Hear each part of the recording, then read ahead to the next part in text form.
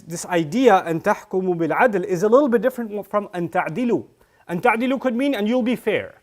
The wording could have been much more brief. Oh, أن تقسطوا, you'll be fair. But Allah says, أن تحكموا بالعدل. What that does is that you will make judgments, and other people will make judgments, but they will use other things. But you will use justice. In other words, when we pass judgments on people, there are other things at play. And you're going to have to remove all of them, and the only tool you can use is adl. Right? Because for some people, it will be race that will be at play.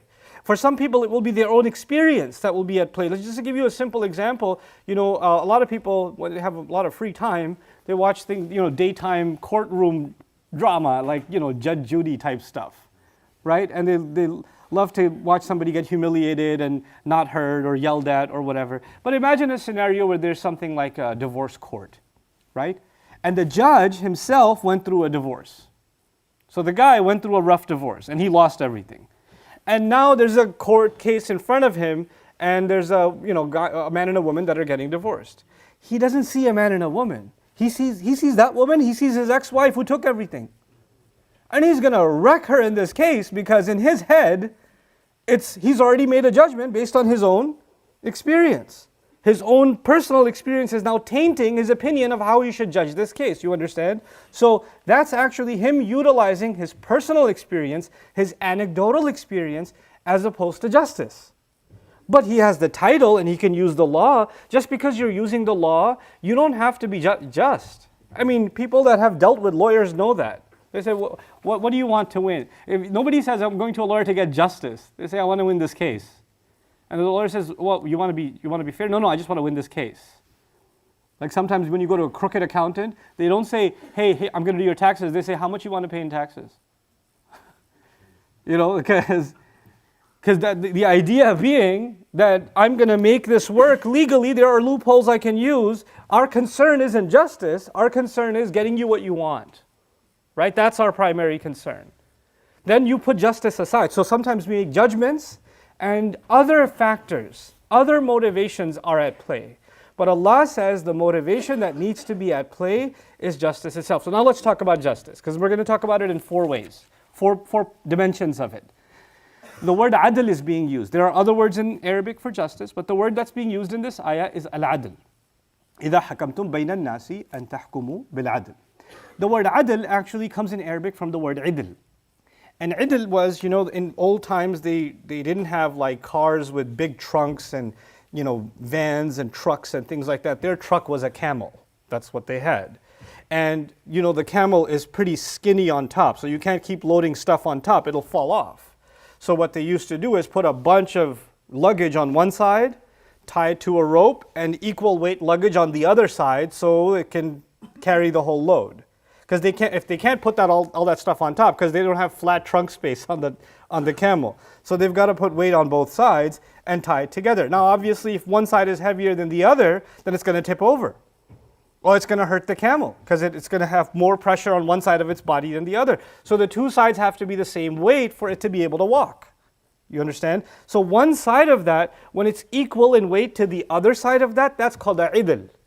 And from it came the idea of things being balanced, or things being of equal weight, of things being scaled. And obviously you're familiar, if you go to any courtroom in the world, or any symbol of justice, if you even like Google image justice, right? What are the images associated with justice? You'll see maybe a blind lady holding a scale and the scale's balanced, or you'll see just a scale and things are balanced. The idea of things being equal measure is associated with justice, right? So now let's think about that for a moment. What does it mean that when you and I make judgments, that we make them with justice? The first of them I already kind of alluded to. If you have any kind of bias,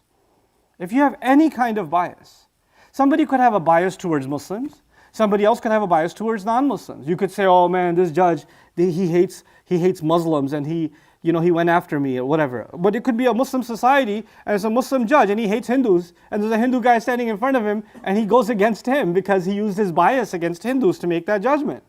So if it's a personal bias based on religion, it's a bias based on race, it's a bias based on economic class or gender or personal experience, because sometimes in our families you have 6 kids, you can't even remember their names. but you know one of them you like more than the other. When an argument happens, you're always favoring this one, never that one. Why can't you be more like him? No, if there's a fight, you must have done something wrong.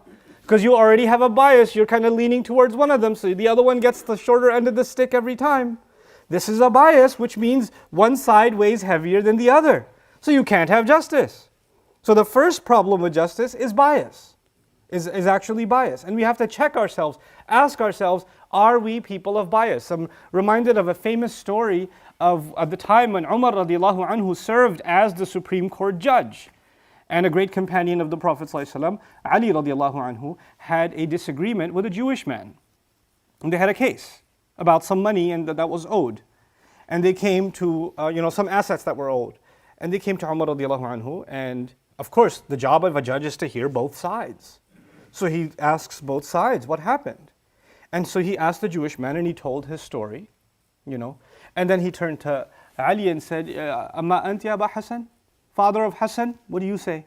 Aba Hassan means father of Hassan, and that's a nickname. Ali said, wait, hold on. When you called him by his actual name. You called me by a nickname, you're biased. We don't want your judgment, thank you. And he left. Because he was a little bit soft even in the way that he addressed him, right? And they were sensitive to that because they understood something. They understood that even that much can tilt the scales, and I don't want to mess with that. I want to be absolutely fair.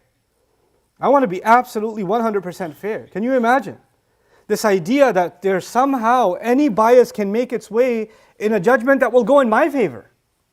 That will go in my favor. And what do people do nowadays? When you're about to be judged, in criminal societies, then you want to bribe the judge, or you want to, if there's going to be, dad says, I'm going to decide who I'm going to, give the car to. I'm going to make a decision. That night you decide to massage dad's feet. You're trying to skew the judge's opinion in your favor in some way at that point, right?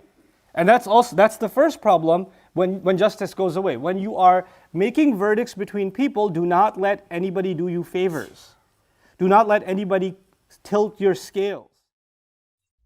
I hope you guys enjoyed that video clip. My team and I have been working tirelessly to try to create as many resources for Muslims to give them first steps in understanding the Qur'an all the way to the point where they can have a deep, profound understanding of the Qur'an. We are students of the Qur'an ourselves, and we want you to be students of the Qur'an alongside us. Join us for this journey on BayyinahTV.com, where thousands of hours of work have already been put in. And don't be intimidated, it's step by step by step, so you can make learning the Qur'an a part of your lifestyle. There's lots of stuff available on YouTube, but it's all over the place. If you want an organized approach to studying the Qur'an beginning to end for yourself, your kids, your family, and even among peers, that would be the way to go. Sign up for BayyinahTV.com.